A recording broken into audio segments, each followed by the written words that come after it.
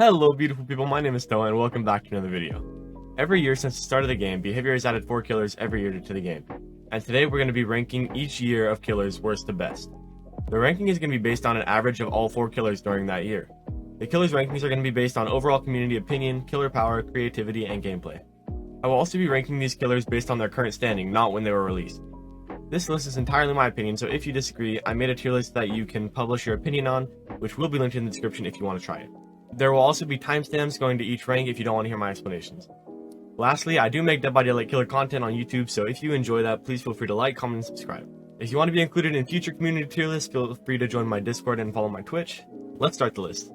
Starting at rank 8 is Year 0, which consists of Nurse, Myers, Ag, and the Doctor.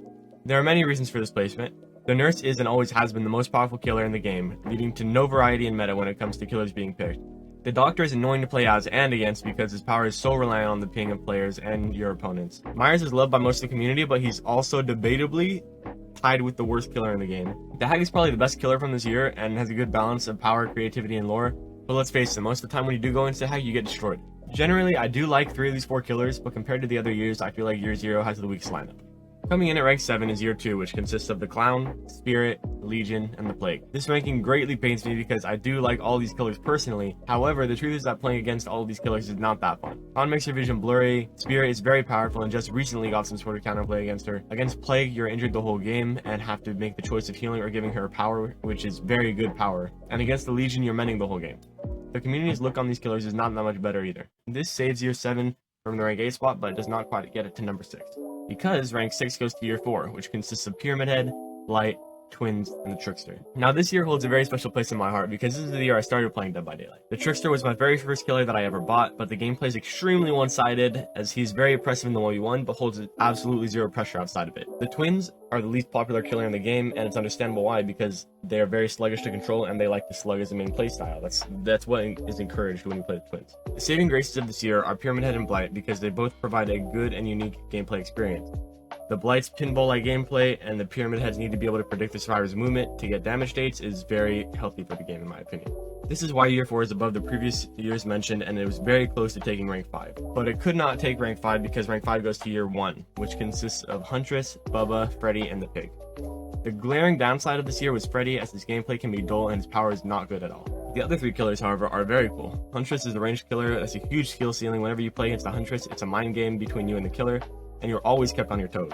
Against Bubba, you can either have one of the funnest games ever or the most bland game ever. I do find on most occasions, though, that I play against very nice Bubbas. And come on, you can boop this dude on the Pig. How is this not rank 5? Rank 4 goes to Year 6, which consists of the Dredge, Wesker, Knight, and Skull Merchant. Wesker is my absolute favorite killer, and he provides fun games on most occasions. He plays smoothly and is one of the most creative killers in the game. The Dredge is absolutely incredible and surprises everyone with how fun they are, and the horror they bring back to Dead by Daylight. Plus, come on, he's a gobble turkey. The Knight was unpopular for a while, but I think that a lot of people are starting to enjoy him, and I enjoy his design and gameplay a lot. The only reason Year 6 cannot compete for the top 3 is because of Skull Merchant, who is probably the most hated killer in the game right now. Her power promotes an unfun playstyle, and despite being an original killer, she's unoriginal in basically every single way. Rank 3 goes to the killers introduced in the base game, which includes Trapper, Wraith, and Hillbilly. Trapper is one of the worst killers in the game, but he's also extremely rewarding and satisfying when you actually get that trap, and he encourages gameplay where survivors have to be kept on their toes. Wraith is the most average killer in the game, and his kit is unique.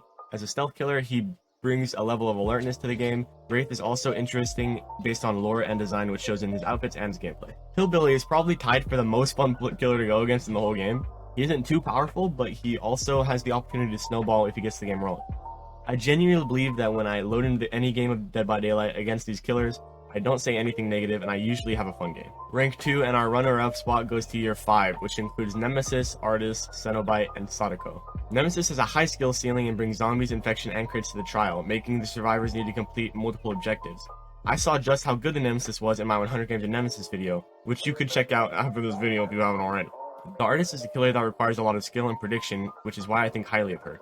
The Cenobite brings the most unique power in the game, which can lead to many different interactions and different playstyles. Sadako is a scary stealth killer who can teleport across maps using TVs. I might be biased towards her because she is one of my mains, but I think she can be extremely fun to play as and against despite her weak state. All of these solid killers is why I chose Year 5 to be ranked 2. And finally, in my opinion, for the best year for killers in Dead by Daylight and the holding of rank 1 goes to year 3, which consists of Ghostface, Demogorgon, Oni, and Deathslinger. Come on, do I even need to explain myself? The Demogorgon is by far the most balanced killer in the game for both sides and offers fun abilities and add-ons as well as a reasonable counterplay. The Oni has one of the most unique powers in the game and really encourages you to get that first hit so you can snowball. The Deathslinger requires aiming skills and you need to time your reloads and chains correctly in order to get your hits. Ghostface is a fun stealth killer and he can teabag. All 4 of these killers are fun to play as and fun to go against. Nothing feels better than juking a demo and his shred flying past you, or a slinger chain missing right by your head. These 4 killers bring the highest average out of any year of Dead by Daylight, which is why I believe that year 3 is the best killer lineup in the game's history. If you enjoyed this video, please do feel free to like and subscribe. If you want more like it, please let me know. A reminder that my Twitch link, Discord link, and the tier list link are in the description, so you can check those out if you would like. I hope you have a beautiful day or night wherever you are, and I will see you guys next time. Bye.